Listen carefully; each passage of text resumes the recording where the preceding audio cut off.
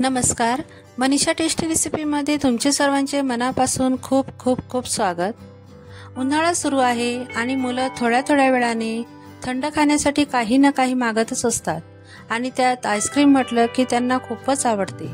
मग अशा वेळी ती परत परत बाहेरून विकत आणण्यासाठी परवडतही नाही। त्यासाठी मी आज घरच्या घरी आईस्क्रीम कशी बनवायची तेही कमी साहित्यात ते मी तुम्हाला आज दाखवणार आहे। पण त्याआधी माझ्या चॅनलला लाईक आणि सबस्क्राइब करायला मात्र विसरू नका। चला तर मग वेळ न घालवता रेसिपीला सुरुवात करूया। इथं मी एक कढई घेतलेली आहे व आता आईस्क्रीम बनवण्यासाठीचे साहित्य बघूया। इथं मी 2 कप दूध घेतलेले आहे। दूध अर्धा लिटर आहे। दूध मी म्हशीचंच घेतलेलं आहे, फुल फॅटचंच दूध घ्यायचं आहे, गाईचं दूध घ्यायचं नाही, कारण ते आटवण्यासाठी फार वेळ लागतो। आता त्यामध्ये 2 टेबलस्पून मी मिल्क पावडर घेतलेली आहे। जर तुमच्याकडे नसेल तर नाही टाकली तरी चालेल, पण त्याची टेस्ट फार छान लागते। आणि 1 टेबलस्पून इथं कॉर्नफ्लॉवर घेतलेले आहे। तुम्ही कॉर्नफ्लॉवरच्या ऐवजी कस्टर्ड पावडर घेतली तरी चालेल।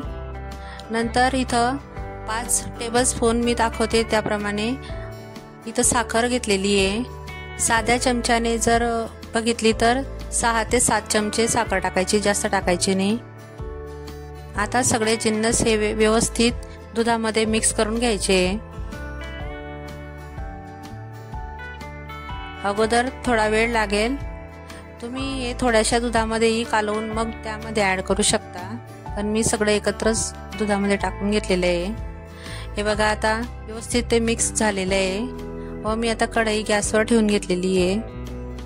त्यामध्ये आता थोडंसं मी केसर टाकून घेणार आहे। केसरने आपल्या आईस्क्रीमला फार छान टेस्ट येते आणि रंगही खूप छान येतो।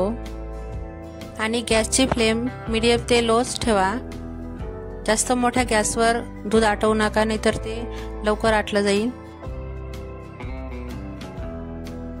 हे बघा असं हलवत हलवतच राहायचंय त्याला, म्हणजे त्याला लवकर उकळी येणार नाही आणि ते खाली कढईला करपण्याची शक्यता असते, त्यामुळे हे सतत असं चमच्याने हलवत राहायचंय।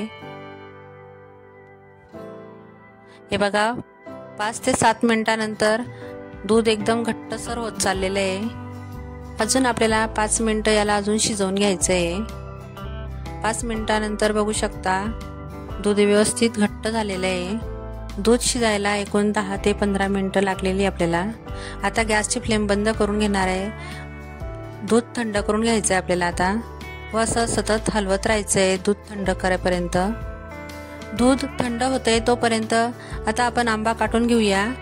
इथं मी एक आंबा घेतलेला आहे। तुम्ही कोणत्याही प्रकारचा आंबा घ्या, पण आंबा गोड असायला हवा व त्याला असं काटून घेणार आहे। तुम्ही असं त्याची साल काढून घ्या किंवा अशी फोडी करून त्याच्या असे मध्ये काप करून त्याच्यातला गर काढून घेऊ शकता। हे बघा व्हिडिओमध्ये दाखवते त्या पद्धतीने असा गर पटकन निघतो।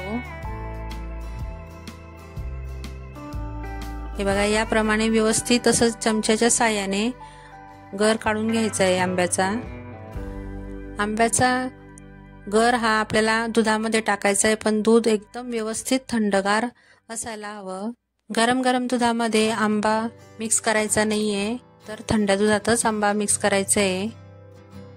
यामध्ये आपण कोणतेही इसेन्स वगैरे टाकणार नाही आहोत। आता इथं पूर्ण आंब्याचा गर मी इथं काढून घेतलेला आहे, बघू शकता। आता इथं दूधही व्यवस्थित थंडगार झालेलं आहे। हे बघा किती घट्ट झालेलं आहे दूध, एकदम रबडी प्रमाणेच आहे। आता आपण हे दोघं जिन्नस एकत्र करून घेणार आहोत। मी इथं अगोदर दूध टाकून घेतलेलं आहे मिक्सरच्या भांड्यामध्ये। जे मिक्सरचं ज्यूसचं भांडं असतं त्यामध्ये हे टाकून घ्यायचं आहे व आंब्याचा गरही मी यामध्ये ॲड करणार आहे। आता इथं एक अजून मी जिन्नस टाकणार आहे, ते म्हणजे व्हिप क्रीम टाकणार आहे मी इथं। तुमच्याकडे जर नसेल तर तुम्ही साधी दुधावरची साय असेल तीही टाकली तरी काही हरकत नाही, त्याच्यानेही खूप छान आपलं आईस्क्रीम व्यवस्थित जमतं। हे बघा मिक्सरच्या भांड्यामधनं मी हे फिरवून घेतलेलं आहे। आता याला मला कलर थोडा कमी वाटतोय म्हणून मी इथं फूड कलर ॲड करणार आहे। तेही मी मिक्सरमधनं व्यवस्थित काढून घेतलेलं आहे। आता बघू शकता कलर किती छान आलेला आहे आईस्क्रीमच्या मिश्रणाला। आता हे मी एका एअर टाईट कंटेनर मध्ये टाकून घेणार आहे व व्यवस्थित असं चमच्याने सेट करून घ्यायचं आहे। हे बघा या पद्धतीने। आता याला डब्याला झाकण लावून घ्यायचं आहे व 2 ते 3 तासासाठी याला फ्रीजर मध्ये सेट करायला ठेवायचं आहे। 2 ते 3 तासानंतर बघू शकता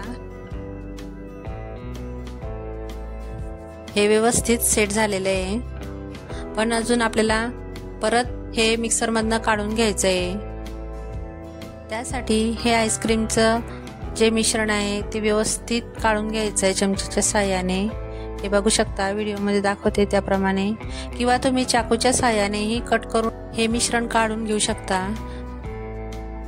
मिक्सर मधून आपल्याला फक्त 30 सेकंदच हे फिरवायचं आहे, जास्त फिरवायचं नाहीये, किंवा पल्स मोड असते त्याच्याने सुद्धा आपण हे फिरवून घेतलं तरी चालेल। आता सगळं मिश्रण मी इथं मिक्सरच्या भांड्यामध्ये टाकून घेणार आहे।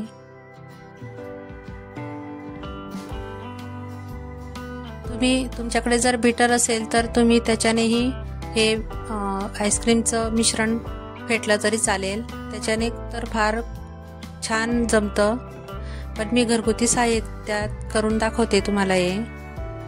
आता बघू शकता मी मिक्सर मधनं हे काढून घेतलेले आहे। आता हे आपण एअरटाईट कंटेनर मध्ये काढून घ्यायचं आहे।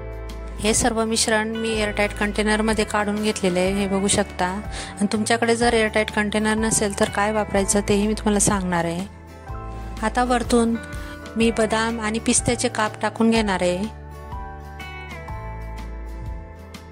तुम्ही इथं आंब्याचे स्लाइस करून छोटे छोटे तुकडे करून किंवा आंबा पापडी असते तेही टाकून घेऊ शकता। आता वरतून मी इथं प्लास्टिकच्या पिशवीचा कागद ठेवून घेतलेला आहे व झाकण पॅक करून घेणार आहे। यामुळे आतमध्ये बर्फाचे क्रिस्टल जमा होणार नाहीत व आईस्क्रीम व्यवस्थित सेट होईल।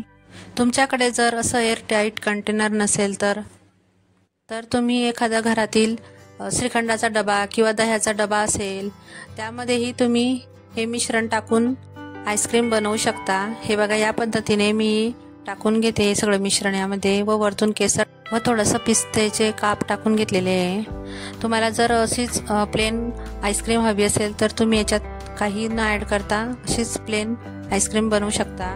आता हे व्यवस्थित पॅक करून मी 7 ते 8 तासासाठी फ्रीजरमध्ये सेट करायला ठेवणार आहे। हे बघू शकता 7 ते 8 तास झालेले आहे व व्यवस्थित हे मिश्रण सेट झालेलं आहे। आपलं आईस्क्रीम आपली बनलेली आहे। हे बघू शकता कलर किती छान आलेला आहे।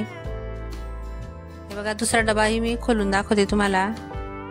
हे बघा एकदम सुपर अशी आईस्क्रीम आपली तयार झालेली आहे। कमी साहित्यात आणि झटपट अशी आईस्क्रीम ही तयार होते।